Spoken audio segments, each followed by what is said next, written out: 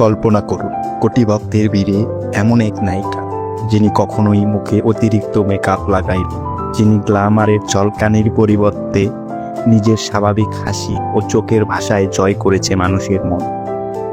দক্ষিণ ভারতীয় সিনেমার আকাশে যে নামটি আজ আলোর মতো জ্বলছে, তিনি সাই পল্লবী।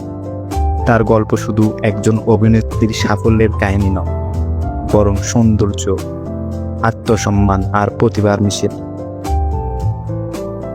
সাই পল্লবীর জন্ম 9 মে 1992 সালে ভারতের তামিলনাড়ুর কোটাগিরি নামের একটি ছোট্ট পাহাড়ি শহরে। সবুজ পাহাড়, শীতল বাতাস আর প্রকৃতির কোলে বড় হওয়া, এই পরিবেশেই গড়ে উঠেছে তার ব্যক্তিত্ব।